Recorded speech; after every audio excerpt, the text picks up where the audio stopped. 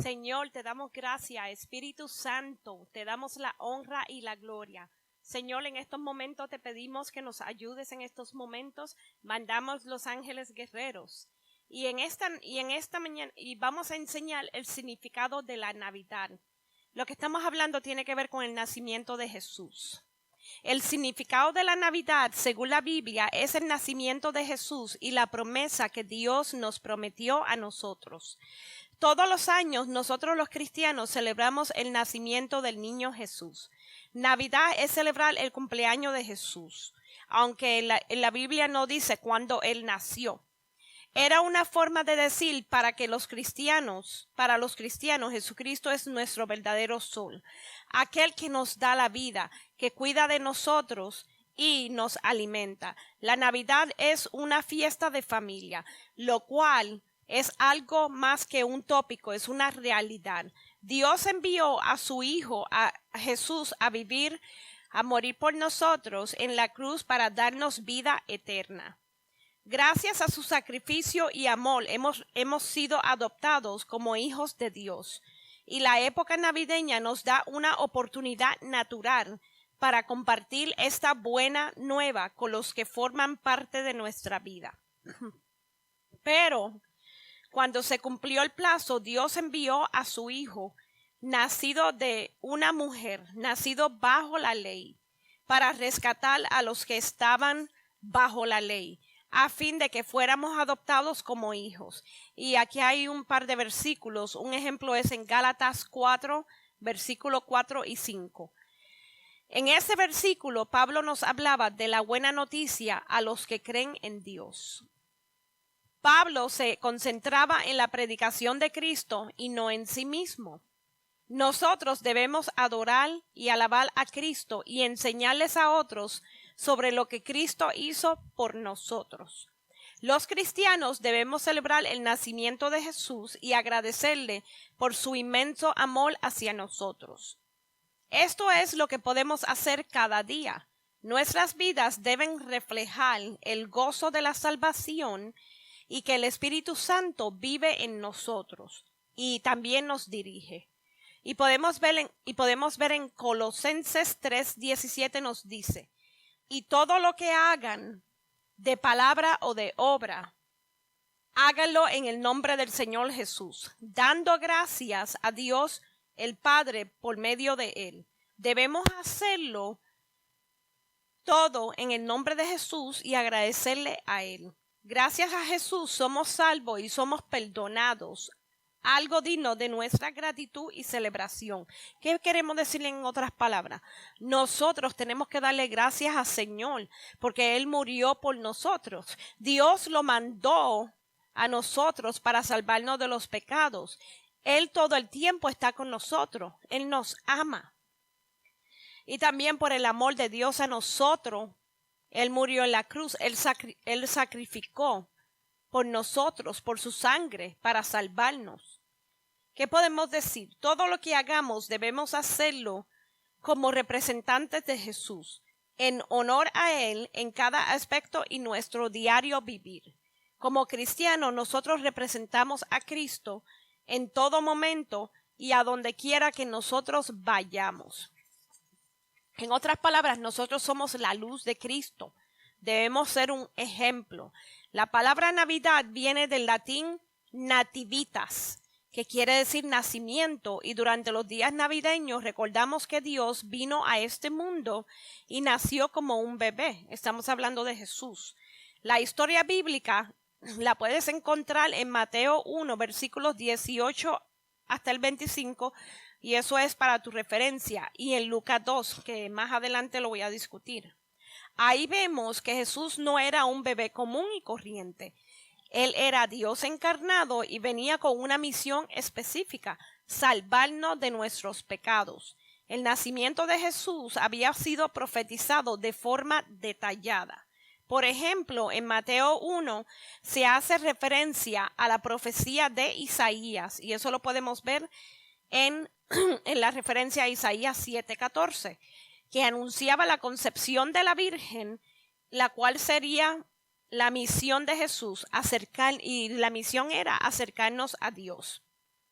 Todo esto sucedió para que se cumpliera lo que el Señor había dicho por medio del profeta. La Virgen concebirá y dará a luz un hijo y lo llamarán Emmanuel, que significa Dios con nosotros. Y podemos ver estas referencias también en Mateo 1, versículos 22 y 23.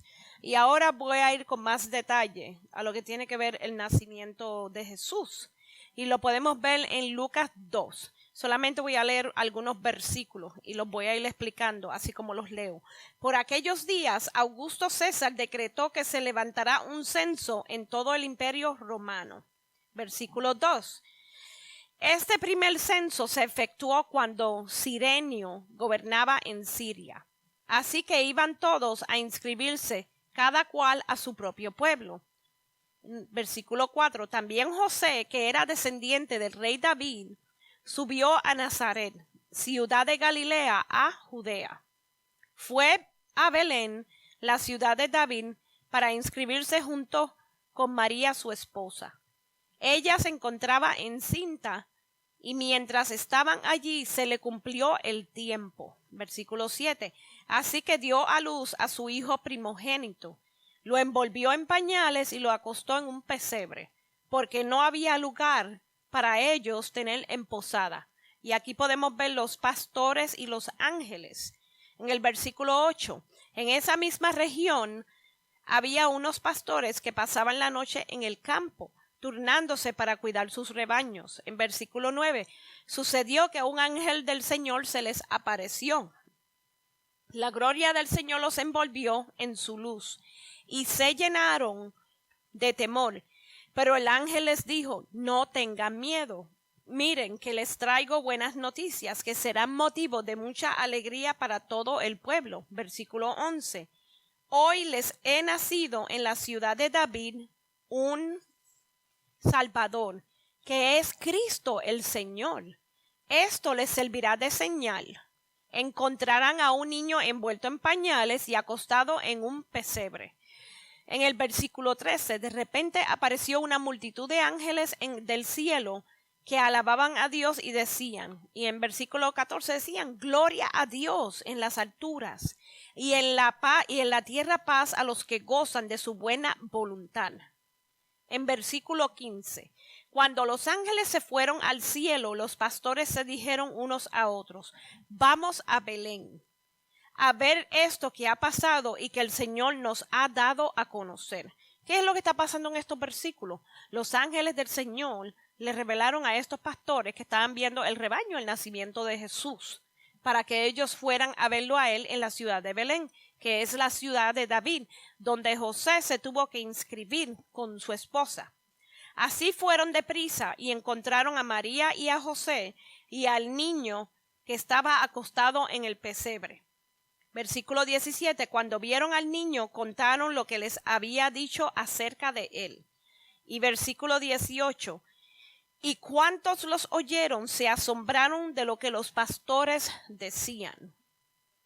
Versículo 19, María, por su parte, guardaba todas estas cosas en su corazón y meditaba acerca de ellas. Y en versículo número 20, los pastores regresaron glorificando y alabando a Dios por lo que habían visto y lo que habían oído, pues todo sucedió tal como se les había dicho.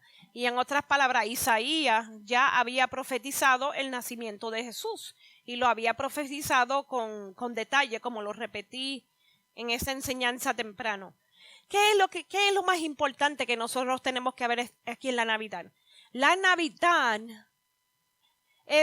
tiene que ver con nosotros alabar a Dios, tiene que ver con el nacimiento del Señor Jesús. Como dije, la Biblia dice, no se sabe cuándo el tiempo en que nació, pero nosotros alabamos al Señor Jesús. Lo que importa es darle gracias a Dios por su nacimiento, muerte y resurrección.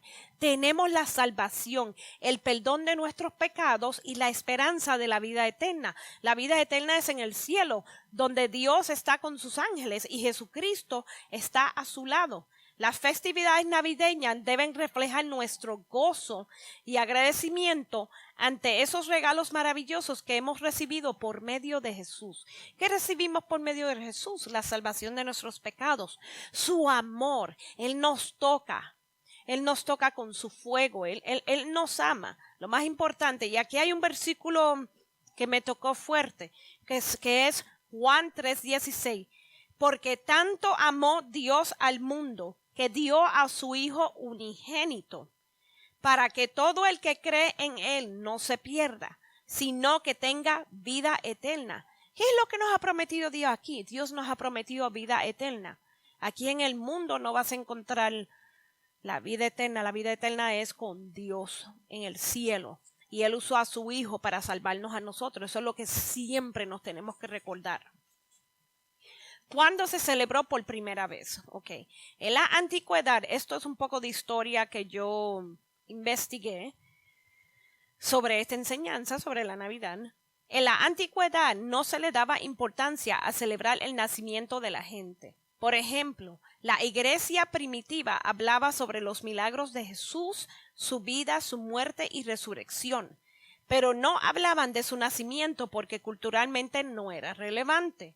En ese tiempo ni siquiera había que registrar a los niños cuando nacían.